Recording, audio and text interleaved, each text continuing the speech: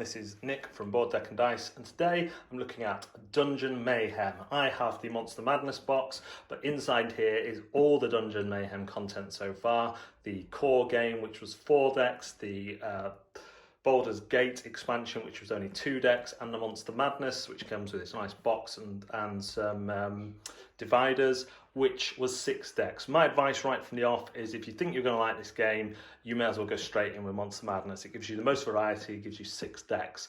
If you're not sure, don't bother with the 2-player game. The 2-player game's meh. Get the 4-player one. The 2-player game is just a nice little... The 2-player Baldur's Gate expansion is just a nice little expansion. So in here we have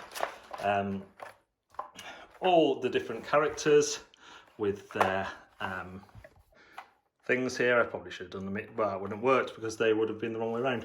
But essentially what you're going to do is choose a character. So I might say I'm going to be Blorp, which is a gelatinous cube. They have 2 cards with their pictures on. They go face up in front of you. One is your health and one is a key. The rest of the deck gets shuffled up and you draw 3. Now in this box is the tokens, but really these are some of the worst tokens I've ever seen. You have ones to track shields that have been broken, so we will keep a few of those out, and then one for your health. I just recommend, you don't need a pictured one for your health. I recommend either getting some cubes or getting some of those Arcadia Quest plastic hearts would do the job, or just 3D printing something yourself. So the key tells you a number of things. It tells you the standard symbols and then your character's 3 special symbols.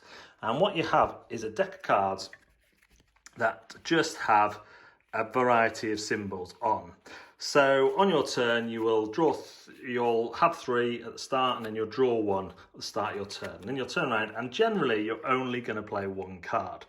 But the lightning symbol always lets you play another card. So we could do something like this. We could play this to draw 2 cards and then take another turn.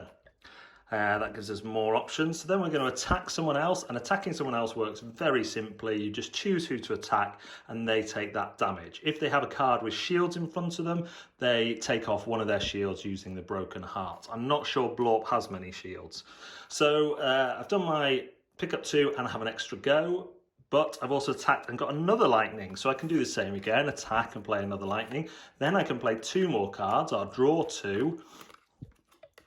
I could heal and play another card, but I'm still owed ones. At this time I'm going to attack another 2 and take another card. I want to keep those heals for later on.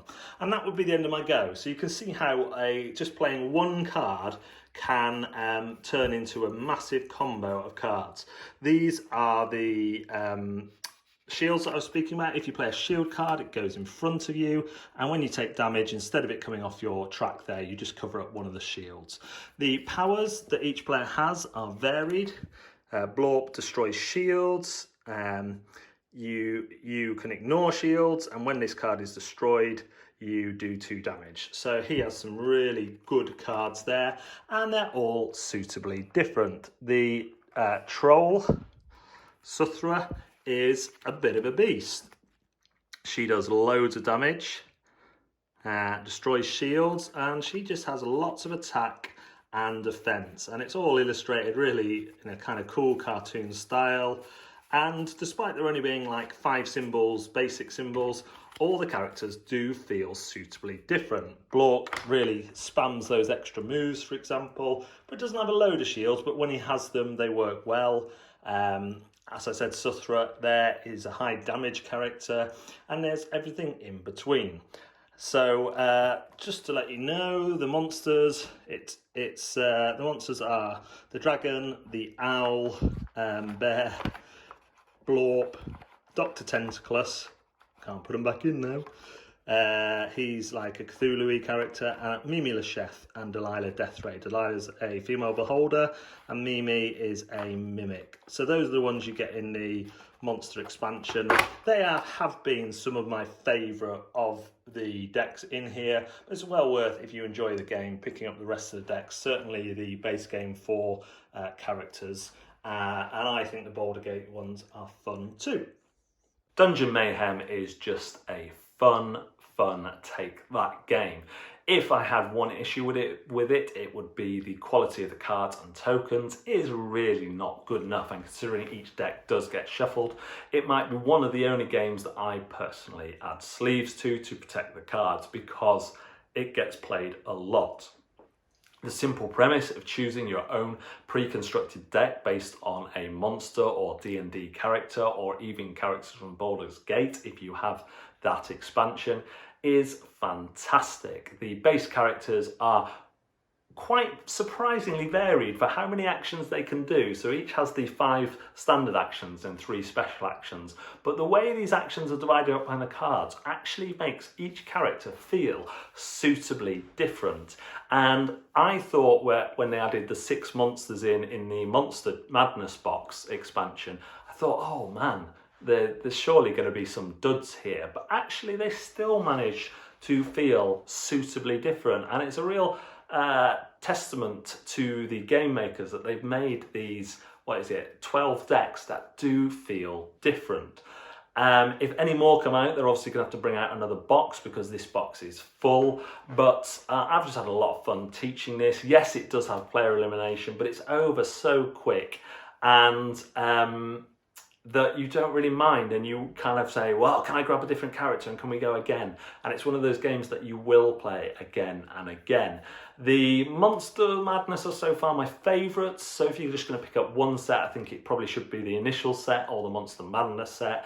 The Baldur's Gate expansion adds 2 decks, so you could only play 2-player with that, and they are the most gimmicky out of the decks, so they have a little bit extra gimmickness to them. It is just everything you want in a take that game. It is silly, it is fun, it is unfair, it is laugh out loud, harsh. I don't think I've won this game because I own it and because I'm a little bit, how shall we say, gregarious. I'm often targeted by everyone, especially when I play with my family. So after one go, if I don't get shields in my hands, I'm often going to be down to 2 or 3 health after one round. But I don't care, because the game is so much fun and is everything a take that game should be. So intimidation factor, very low. Get a deck. You have a key that tells you your icons, and you go. Rulebook is fine. There are going to be some edge cases that they haven't thought about. They've done a good job at kind of predicting most of these, but it's the kind of game where you'll just go, okay, we'll just sort that like this. And actually, in practice, I've had very few of those come up compared to the ones that I've seen questioned on Board Game Geek. Fun, it is a lot of fun, despite the pretty bad cards and tokens. The tokens are the worst, some of the worst tokens I've seen. And you can proxy them if you want, but apart from that, it is absolute fun. I love the way defense works. I love the way they did put tokens in so you can track how many shields you have left. And I love the way the game works. I don't mind being eliminated. I don't mind sitting and watching how people are mean to each other after I've left the game. And in the 5 to 6 player variant, which comes in Monster Madness box, you can actually stay involved in the game as a ghost and still have some say on the outcome, and indeed speed up that end game without being able to land a killing attack. So ghosts can attack for 1 on each of their turns, but they can't kill anyone. So all in all, I think it's a great package. I think you could easily start with either of the main core set or the Monster Madness, and then if you really enjoy it, pick up the rest like I did. Thanks again for watching another Zatu review. Please like and subscribe to our channel and follow us on social media as detailed in the description. We are always looking for more YouTubers and bloggers, so if that could be you, please do go onto our website, scroll to the bottom and hit write for us and put in an application, and maybe you'll join me on the team. Lucky you. See you next time.